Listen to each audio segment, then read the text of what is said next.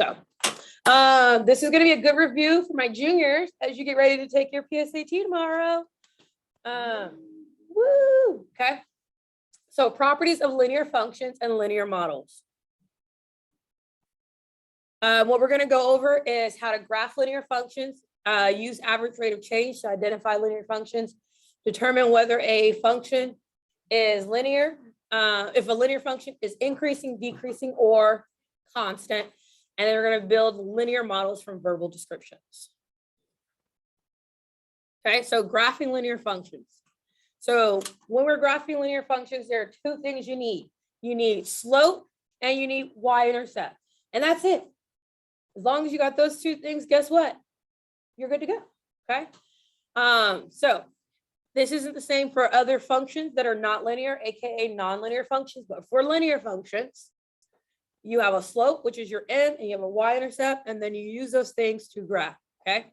And your domain is always from negative infinity to positive infinity. Sounds about right? All right. So we're gonna keep going. All right, so reviewing graphing linear functions. So when you're graphing a linear function, the first thing you want to identify, first thing is you want to make sure that it's in slope-intercept form. So slope-intercept is your y equals mx plus b. Am I in that form? Yes, I am. I'm in slope-intercept. Second thing you want is to identify your y-intercept. Identify y-intercept. And your y-intercept is always 0, comma, your b value. So for this problem, our y-intercept is at 0, -3. Okay. Third thing you want to do is identify your slope. Okay. Your slope is your m. And for this problem, it equals 2. So your slope tells you your direction. So we have 2/1. Okay. So that means we're going to go 2 up and 1 to the right, and then we're going to reverse it and go 2 down and 1 to the left. Okay, you remember this as rise over run. Some people should also hopefully taught you what fall over crawl, because you also have to remember to go the opposite way. And then step 4, you graph. Are we ready to graph? All right, so slope intercept form, check. Intercept identified. So I go to 0, -3, 1, 2, 3. That's my first point.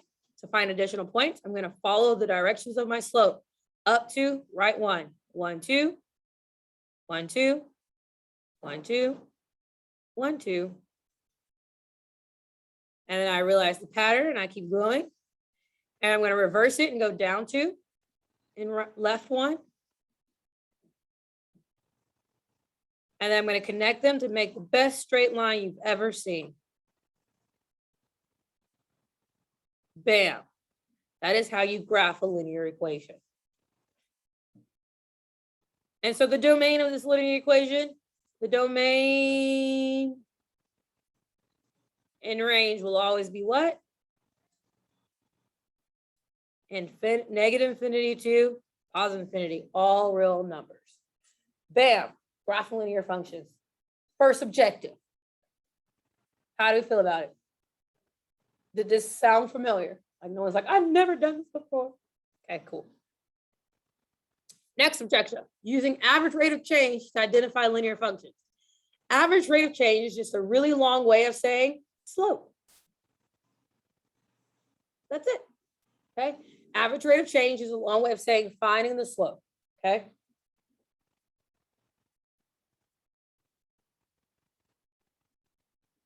Okay, so when we are using average rate of change, if in order for a relation to a function to be linear, it is that the slope has to be the same from one point to the next point, right? It has to be a consistent increase or consistent decrease, okay? So that's what we look for. So here we have a certain bacteria is placed in a petri dish at 30 degrees Celsius and allowed to grow. The data collected is shown below. The population is measured in grams and the time in hours, okay? So we have from 0 to 5 hours and the growth of it. And we want to know, is this a linear function? okay? So to find the linear function, you're literally going to find the slope from this point to this point to this point. You're going to find these 5 different slopes. And if they're the same, then it is linear. If they are different, then guess what? It's not linear. Easy enough. So we're looking for if they're the same.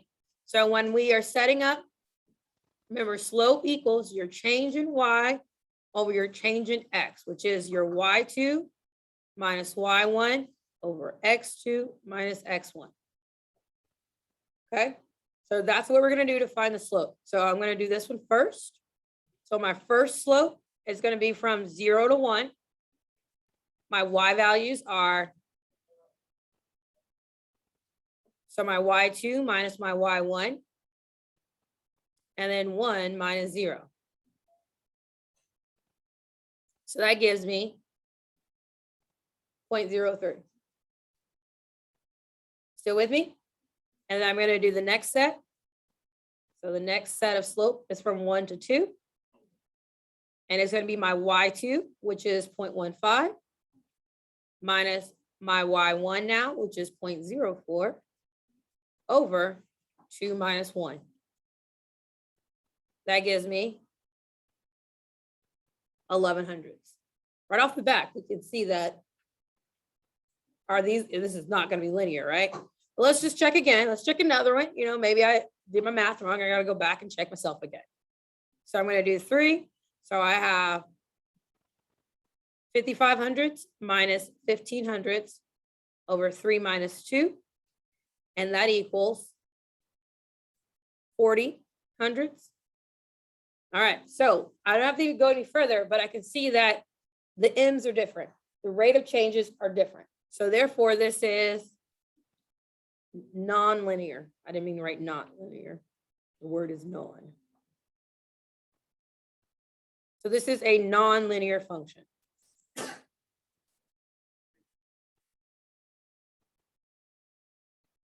Cool. And why is it non-linear? The average rate of the change are different. Okay. All right. Let's try this one. So here we have the data represent various combinations of soda and hot dogs that Yolanda can buy at a baseball game with $60. Okay. And we want to know, is this a linear or non-linear situation? Okay. So we're going to find the rate here, right here, right here. So we have 3 rates to find and to compare. Does that make sense? So the first one that we're going to compare, we have 20, 0, and 15, 3. So that leaves us with 3 minus 0 over 15 minus 20. That gives us 3 over negative 5, which is negative 0.6, if you want to write it as a decimal. Okay, we're going to check the second slope, well, second rate, and that's 6 minus 3 over 10 minus 15. That gives us 3 over negative 5, which equals negative 0.6. We're going to check the third. Like, okay, getting somewhere. And that's 9 minus 6 over 5 minus 10, which equals 3 over negative 5, which is also can be written as negative 6/10. And what do you notice about the rate of changes? They're the same. So this is an example of a linear function. Yay. Do you feel confident in using average rate of change to identify nonlinear and linear functions?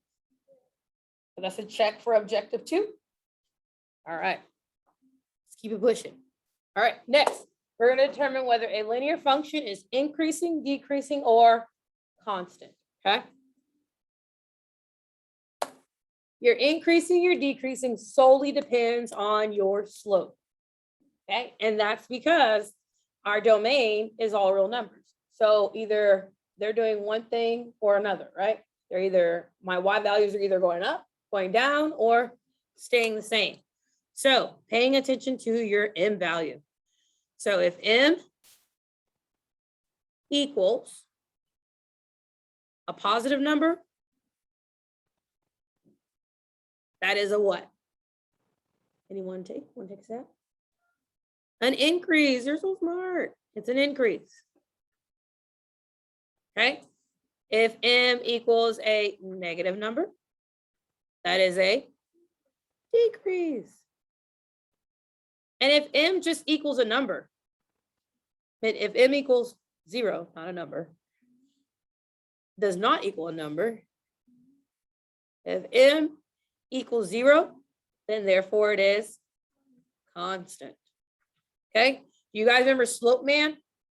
Anyone's teacher did slope man?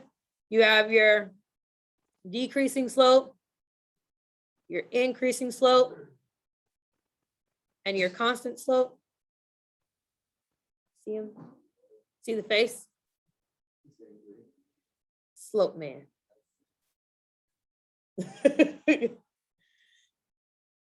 Decreasing, increasing, constant, higher. He looks like a ninja to me. Yeah. There's other ones. There's, oh, well, and then his nose is supposed to be undefined. Undefined. My bad. There's slope man. These are all the things your slopes can be, right? Increasing, positive, negative, undefined, and 0. Ah, he's a ninja who concentrates. So we're going to do this really quick. Example A. What am I? Am I an increasing, decreasing, or constant linear function? I'm an increase. Example B. And why am I that? Decreasing. Example C. What am I? I'm still an increase. Does it matter that I'm a fraction? No, it only matters if I'm positive or negative. And what is D? Constant.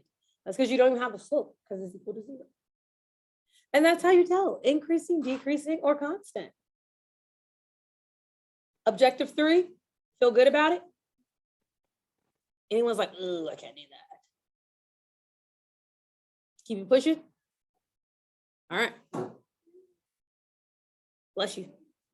All right, so now we're talking about building linear models from verbal descriptions, AKA word problems. Okay, so when we're building these word problems, there are things we want to look for. Our rate of change, our y-intercept. And so there's keywords that we want to kind of think about.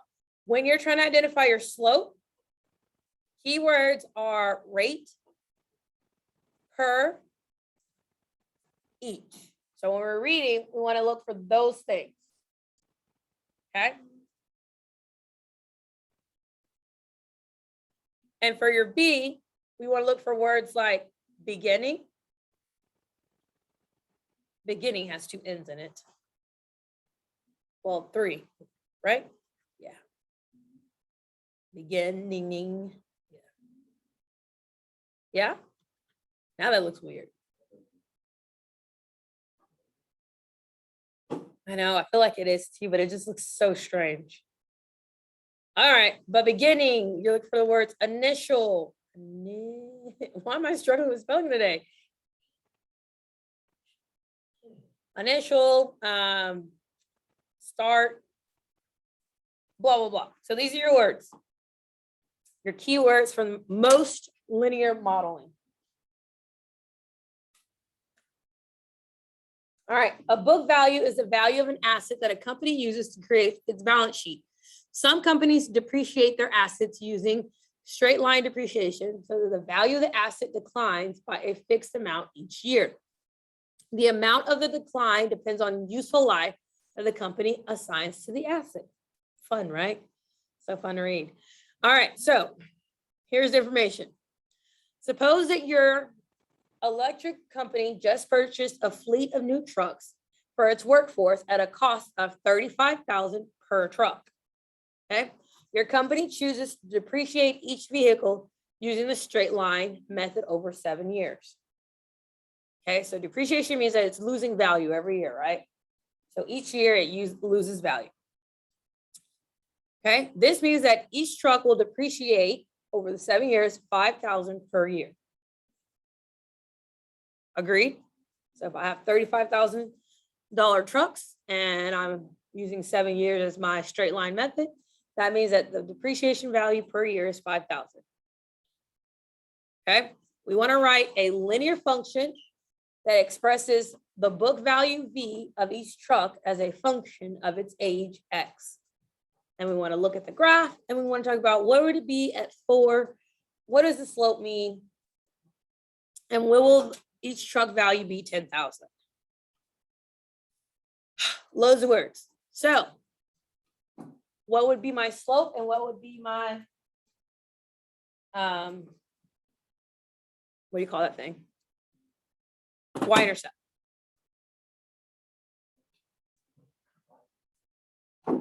What kind of 5,000?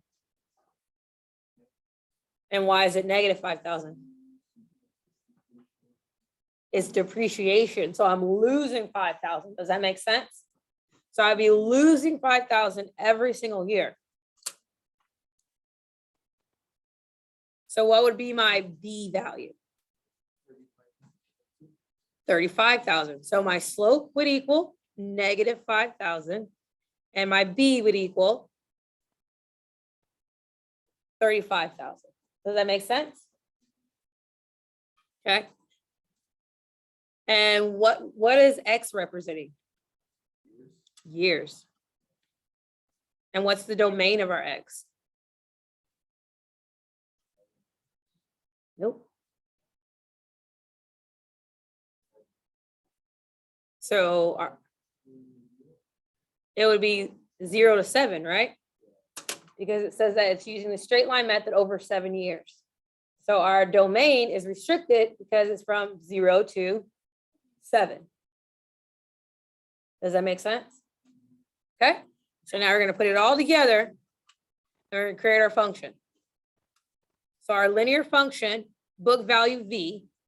So V equals, and is it okay if I write the B before I write the slope? If I write 35,000 minus 5,000x, does it matter that my B and my M have switched? No. Not at all, okay? So then we're gonna graph it in our handy dandy calculator. And it wants to know what is the book value of each truck after 4 years, okay? So what is the book value? And then interpret the slope. And it wants us to find, will the book value of each truck be 10,000? We're gonna go to our calculator.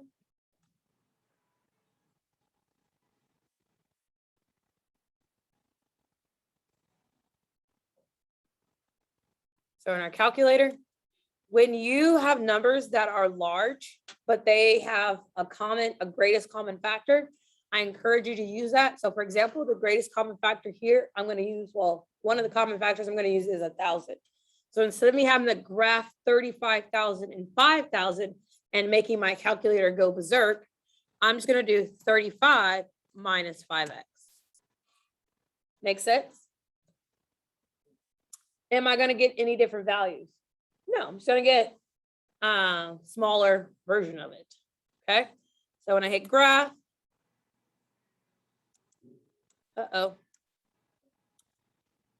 oh, I used the negative symbol. My bad.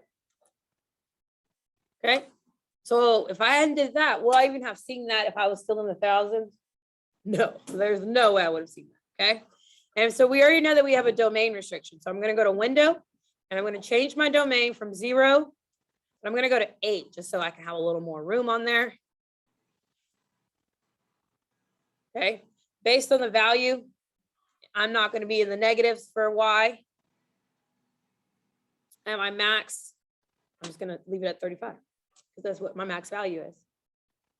You could choose to count by something smaller, you can count by 5 if you wanna have less tallies, it really doesn't matter. But now I can see a clear depreciation, right? Yes.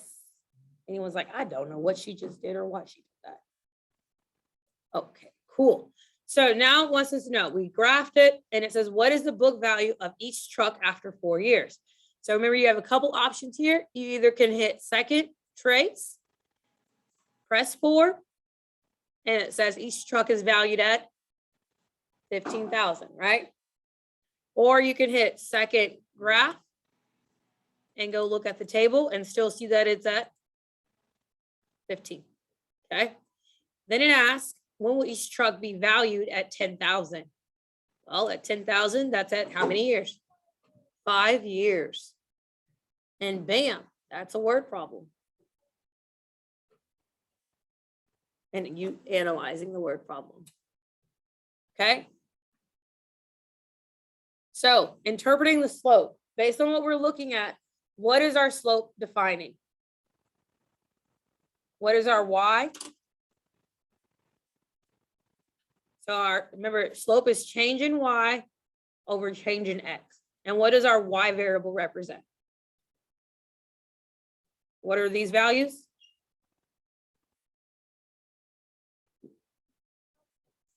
Yeah, what are they? What do they represent? What is 35? What is 30? What is 25? The value of the truck, right?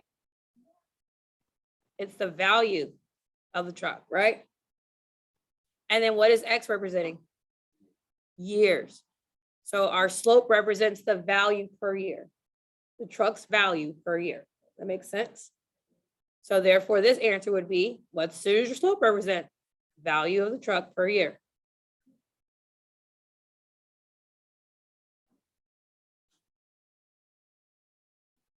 Okay?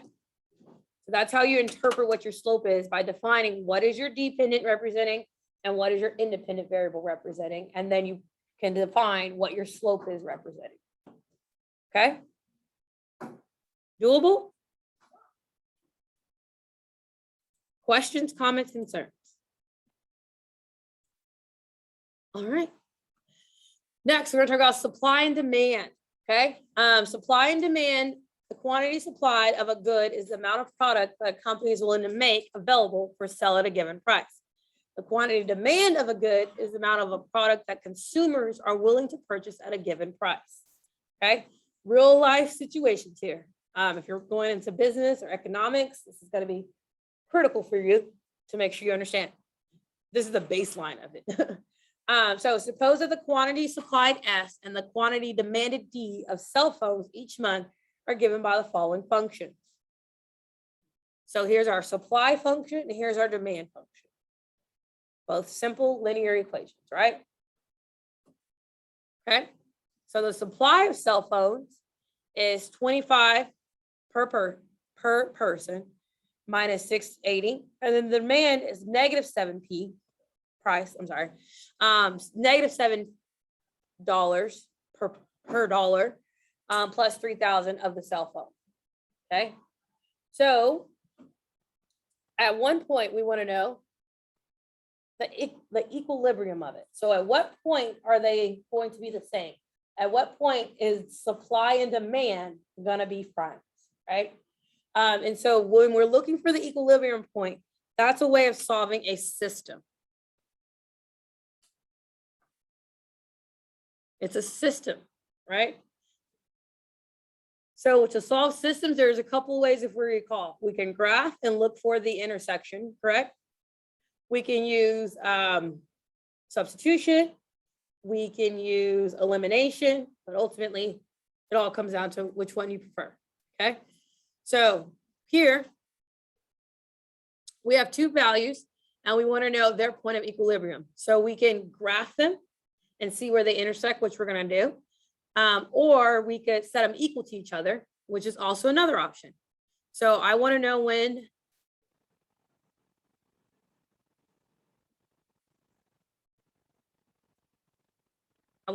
S of P equals D of P. That's my point of equilibrium. So when will I have 25P minus 680 equal to negative 7P plus 3,000? Me personally, I'd rather just solve this. So I'm going to add 7P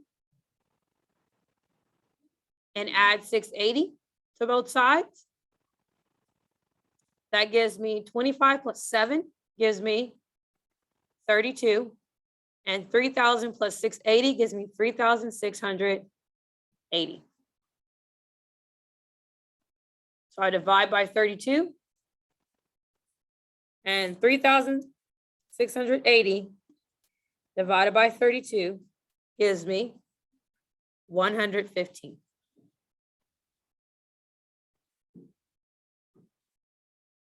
So my price of equilibrium is 115.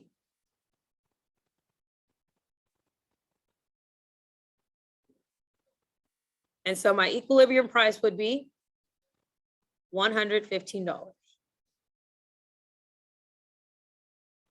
So if the company charged 115, if it costs 115 to make, and they charged only 115, would they make a profit?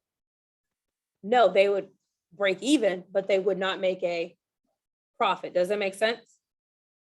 Because they're going to wash each other out. Okay. And it says determine the price for which quantity supplied is greater than quantity demanded. Okay. So you're looking now at when is SFP greater than DFP. So going back to what we did over here, instead of them being equal to each other, we want them to be what? Greater than, right? So everything would be the same except the equal sign. So when we get down to 32P, it would be 32P is greater than, what was it? 3,680. So at what point is that? Well, that's when P is greater than $115. So that's the difference between the equilibrium price and finding out what you need to do in order for supply to be greater. Okay. So it wants us to graph and label the equilibrium point. So graphing, here we go.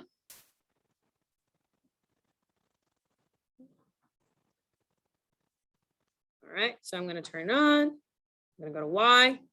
And when you're graphing each line separately. So we're going to graph the first line, which is, let me see the lines. So I'm going to graph my first equation, which is 25. Notice I got to use X, not P, minus 680. And then I have negative 7P, negative 7X, plus 3,000. Okay, I'm going to change my window because it's clearly not going to fit. So 0, X max, I don't know, phones can get up to like $200. My Y scale, I'm going to count by tens because I don't have time for all that other stuff. Y max, maximum, I don't know. Let's try another 200, see what happens. Also count by tens. Okay, graph. I did not scale out enough. Do I see anything? No, I don't. So I then can use zoom to help myself. So I can say, okay, I need you to zoom out a little bit. I zoomed out a lot of bit.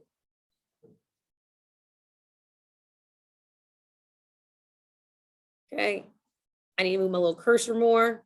This is not zooming in the way I needed to move. Cursor, yeah, zoom that way. And now I see barely anything. So therefore I can now modify what I'm looking at. This needs to be 0. This can count by 100. This needs to be 0 because it's real world. And this bad boy can also count by 100 for all I care. You know what? Better yet, 200. There we go. Let's see if my graph makes any more sense. Still can barely see. Now I'm zoomed out too far. It's so fun to play with the calculator, right? That's why we also learn algebraically. That's why we learned algebraically first. Oh, I was like, what the fart? Let's see. No, it didn't help us. Other thing is that when you, all else fails, there's zoom and there's zoom fit. And let's just see what the calculator does when you allow it to think on its own. Sometimes it's our friend, sometimes it's not. Hey, it's a little bit better. My intersection's somewhere over there. Why does it keep wanting to go to 0? Not to 0. That's a lot of nonsense right there. Let's bring that down. Still can't see it. Oh, poop. I don't know what's going on with this graph right now. That's crazy. Just gonna reset the calculator, put it back at standard, which we see nothing. Let's try this again. Zoom fit, what you got for me? A little better. Not really. All right. But the gist of it is you could graph it, but we already found out our P. And if we needed to find our Y, what would we do to find that value? We would just substitute it in for P. So I would have 25 times 115 minus 680. And I get 2,195. Yay, okay. So supply would have to be at 2,195. Supply and demand. So for the price of the phone at 115, I would have to supply 2,195 phones, and then people would have to demand 2,195 phones. Okay. Don't you wish a phone only costs $115? Like that would be nice. They do not. Don't come for us. All right. That concludes our linear review.